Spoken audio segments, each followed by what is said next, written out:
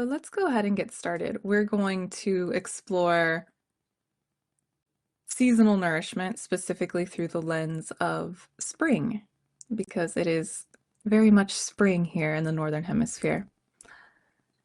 But before we go any further into that, let's begin by arriving and anchoring here together. So if it is safe for you to do so, if you're not driving a car or anything else that would preclude you from closing your eyes, I invite you to stop what you're doing and to let your gaze settle.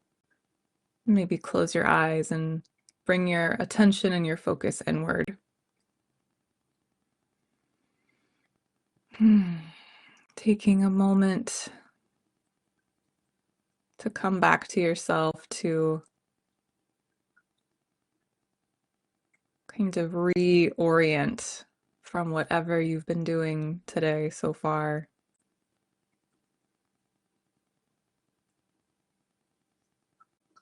Just letting yourself drop in.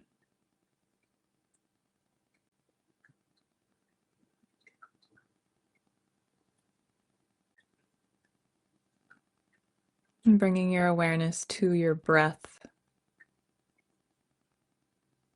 That gentle, steady friend that we have.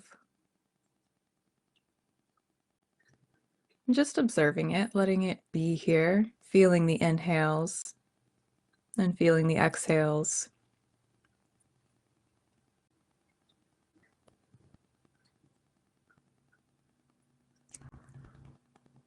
And paying particular attention to the inhales. So noticing what that feels like, what happens in your physical body on the inhale.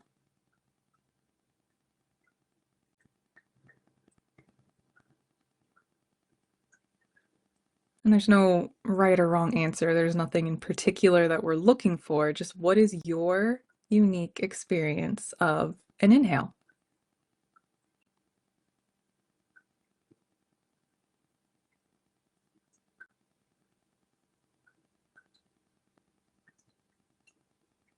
Perhaps there's a sense of fresh energy, a sense of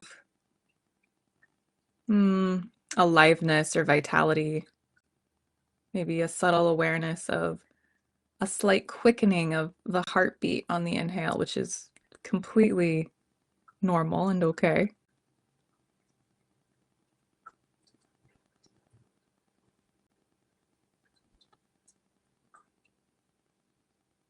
So this energy of the inhale is very much the energy of spring.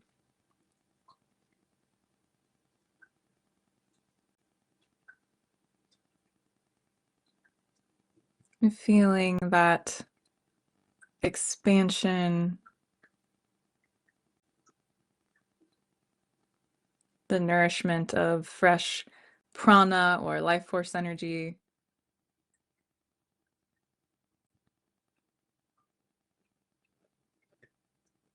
That anticipation, that feeling of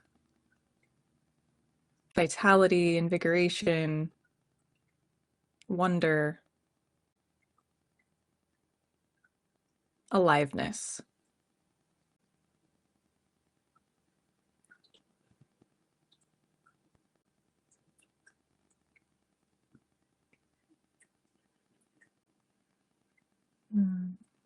And so gently bringing your awareness into your body, into the seat that you're on, and coming back to our space here together.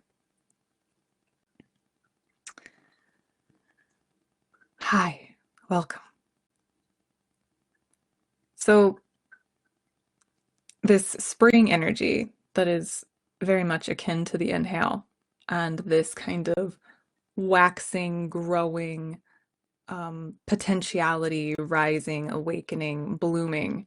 That is the essence of what we are exploring here today, and how to nourish ourselves in accordance with the invitations of this time. So welcome back or welcome for the first time if you are new here with me. I am Devon, and I'm an integrative health expert, an Ayurvedic health advisor, and a holistic coach. And I teach people how to gently and sustainably burnout-proof their lives and reclaim their energy, their health, and to live with greater joy and purpose through reconnecting with nature's rhythms on a daily and seasonal basis. And again, today we're exploring a key tool in sustainably burnout proofing your life, and that's with seasonal nourishment. So, we are nature, period. End of story.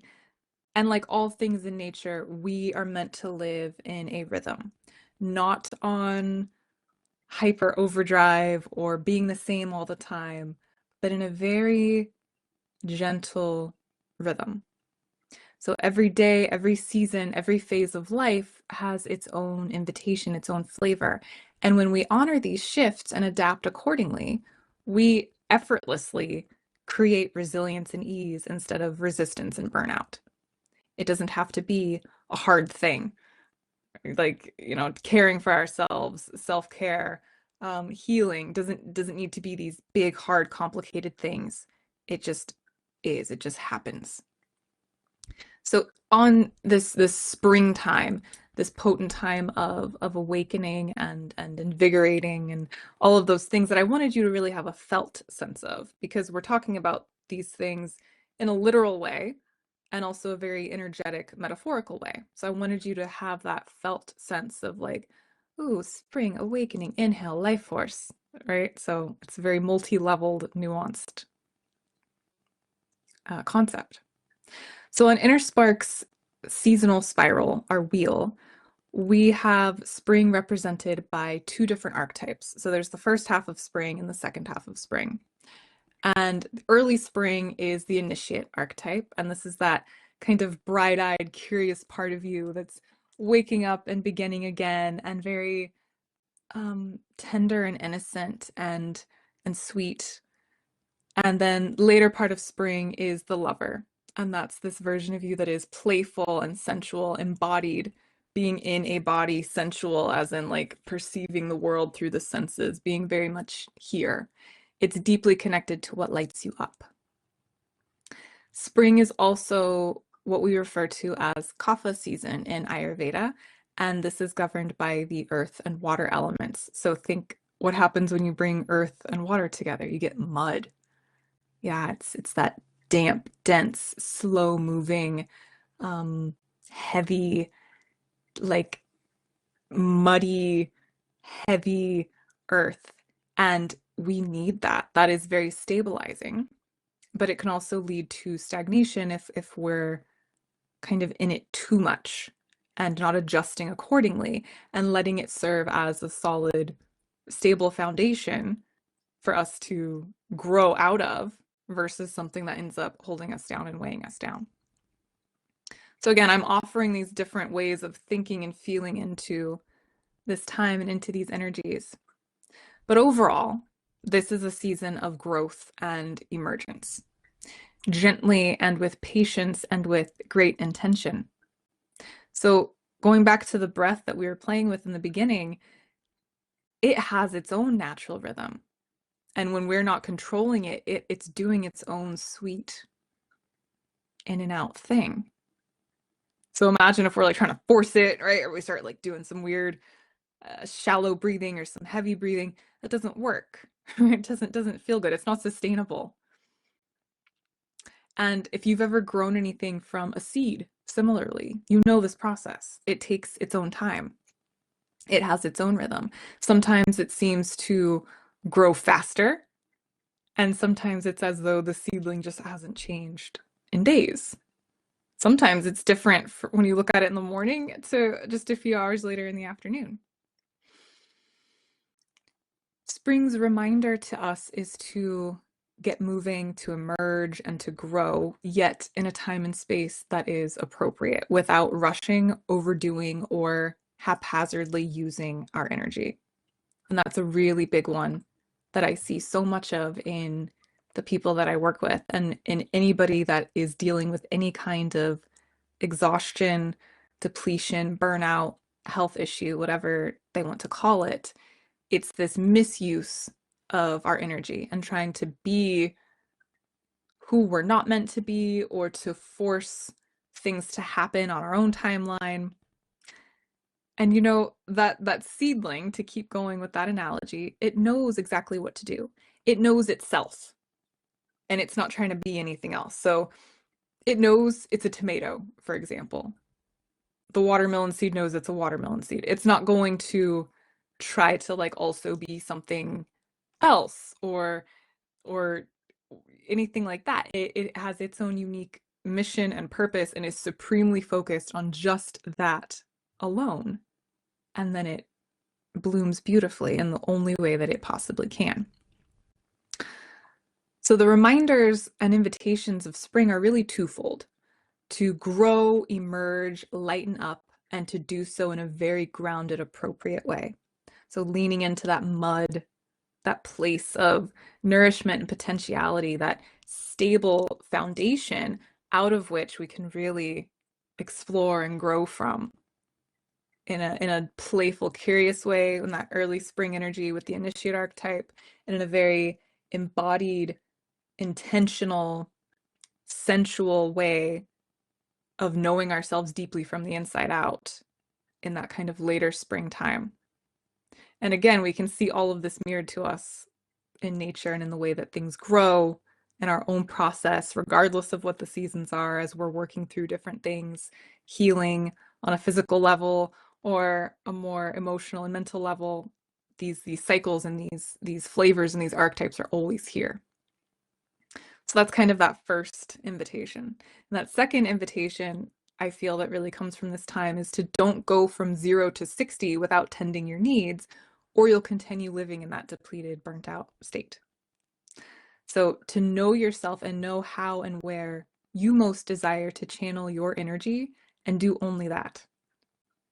Don't be a tomato seed that's trying to go become a watermelon. Don't be a fish that is trying to learn how to fly because you're a tomato seed or you're a fish. As we turn to this concept of seasonal nourishment, there is something that's really big in this time. Naturally, it makes a lot of sense to kind of turn towards like cleanses and detoxes, and those can be helpful if done appropriately and with care and intention. And I think that it's really important for us to remember that nourishment is not just about food. There's not just any one way of shedding and lightening up or nourishing ourselves. What I teach in Everyday Rhythms are these 5 essential areas of daily self-care that we need to tend in order to feel grounded, clear, and vibrant. So without these 5 needs being met daily, we're going to continue to live in a state of depletion and kind of be in a game of catch up. Not catch up like the condiment, like as in catching up with ourselves. So we're most of us are living on E, right? We're very empty, we're very depleted, and most of us have been for a very long time, from like a very young age. We weren't shown how to really take care of ourselves, how to meet these basic fundamental self-care needs that I'm about to share. We maybe had some challenging times, some early trauma, some dysfunction, whatever the case is. And those things have probably not been tended. So most of us are very depleted. And even if everything was hunky-dory and you grew up in a beautiful bubble, being alive on planet Earth in 2025 is just kind of a tough, exhausting thing to be doing. So whole foods, quality rest, intentional breath, mindful movement, and self-reflection. So that's that daily anchor. And then as the seasons shift, there are invitations to deepen into particular ones, to refine them, right? So as an example, with rest, winter is a wonderful time to kind of audit that aspect of your life. Maybe you notice during the brighter, lighter times of the year, you can you don't require as much sleep, right? So those needs are always there. We tend them daily, and as the seasons do their spirally season thing, how that looks in particular might change, or slash we might be giving it a little bit more attention. So in spring, the nourishment really begins to we focus on lighter meals, and there's an abundance of, what am I trying to say? There's an abundance of those delicious kind of seasonal eats that are more available right now. And when we look at what they are, they're kind of lighter, they're greener, they're a little bit more astringent. Yeah. So the qualities, the tastes, the literal and energetic properties of what is available in each season are exactly what we need in mind, body, and spirit for that particular time. So like an astringent taste, for example, is exactly what the body needs right now, though that kind of bitter and astringent properties of what is available. So like the radishes, those baby greens, mustard greens, things like that.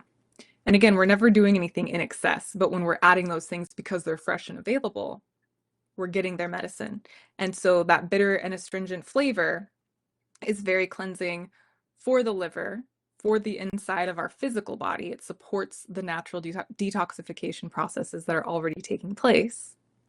And then also on a more subtle psycho-emotional, energetic level, it's helping us to clear and shift on the inside as well. And so something that I see a lot in myself and in my clients, especially during springtime, is a clearing out of old like resentments and angers, because those are very much tied in to those qualities, the bitter and astringent qualities of what's available, and then the kind of emotional flavoring and tones of what the liver gallbladder complex kind of represent. And if all of this is, you're just like, what is she talking about? Just kind of be open and listen. And if you're like, oh, I totally feel that, cool, I'm glad. Or maybe you're somewhere in the middle. The point is, it all flows together. Everything is connected. So spring is also a beautiful time for connecting in with that inner child part of us. So that's what nourishment looks like at this time, focusing on what brings us joy, what makes us feel alive and creative, what brings us pleasure. And maybe it's picking up a new hobby or revisiting ones that you've let fall away. When I was younger, I loved singing. Oh my gosh, I loved it. I wanted to be a singer. I just wanted to sing all the time. And, you know, I still do it, but not as much. And I find that during this time, I definitely am singing a lot more. I just had to run an errand before this call, and I was putting on one heck of a concert in my car. There might have been, it was like, what was I jamming out to? Some like 90s love songs Spotify playlist. So there was some Berlin, Take My Breath Away. Alicia gets it. I actually had a feeling you would. All right. Spending time in the sun. So again, this literal warmth, but also that energetic, metaphysical, metaphorical warmth of warming us from the inside, that inner thawing, the thawing of those old stagnant emotions, whether they're like lodged in the physical body. So some of that heat can help us to dislodge some of that sticky, in Ayurveda we call it It's those metabolic toxins that are like literally like sludgy, just kind of stuff that gets stuck in the pipes and in the tubes, and it can stop us from digesting the nutrients because it's like kind of caked on the walls and stopping that absorption. That can also affect us mentally and emotionally. So some of that warmth, that gentle heat of the sun, and letting that warm you from the inside. Decluttering, I think we've talked about at length, so we don't need to go there again. And movement, I think, is the last one that we'll touch on. So nourishing yourselves with movement. And again, all of these, they come from the 5 basic daily self-care needs that I talked about: whole foods, quality deep rest, intentional breath, self-reflection, and mindful movement. And we are tending these daily as our daily anchor, and they shift seasonally. So we're always moving, and spring invites more intentional movement.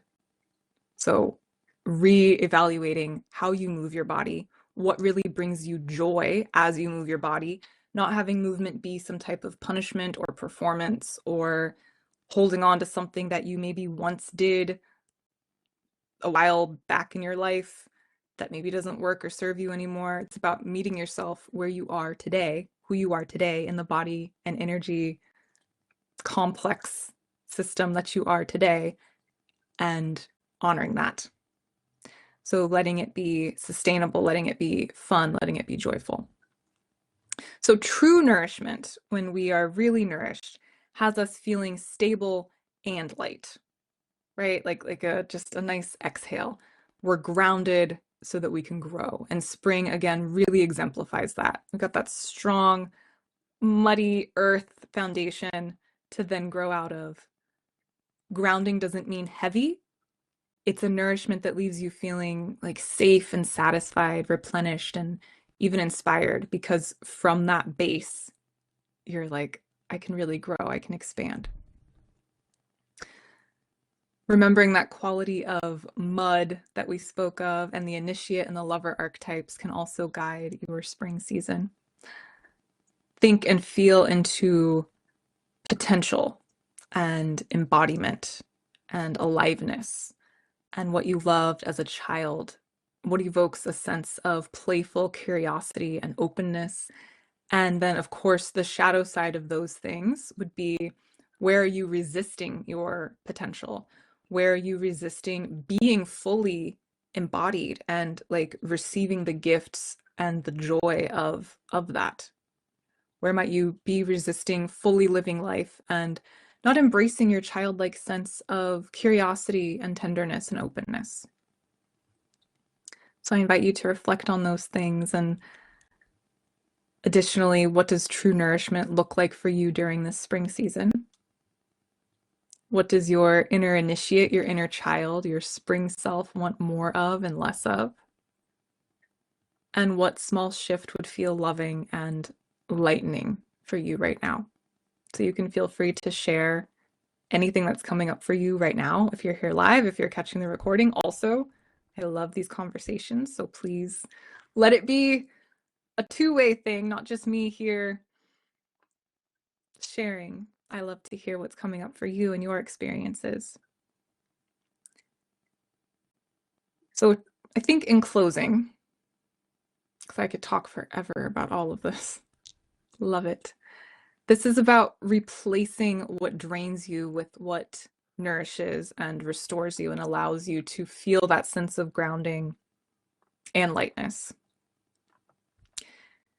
To let yourself really be guided by the parts of you that remember how to play, how to rest, how to move with joy, and to let yourself reawaken in your own time. Not rush, not hurry, not needing it to look any particular way.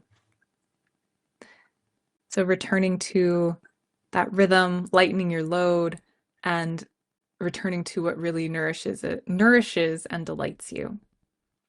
And if this conversation spoke to you and you're ready to deepen into this work with support, I'd love to invite you to explore the InnerSpark Method Everyday Rhythms program.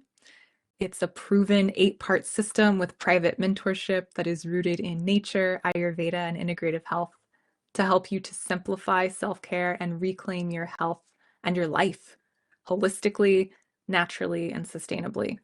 And you can learn more at theinnersparkmethod.com. Gary says this was such a good descriptive call to act, and I thank you once again. My pleasure. And Amy, I learned a lot from trying to plant peppers too early this year. Just because it's above freezing does not mean it's warm enough for peppers. there's a lesson there about needing the right conditions, I'm sure. Yeah, beautiful. Absolutely. Just because it's not freezing doesn't mean it's warm enough for peppers.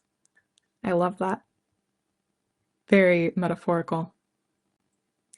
Well, thank you so much for being here with me today, and let's continue to be in this springtime with intention and nourishment and aliveness. And I look forward to continuing the conversation with you and seeing you next time. Thank you.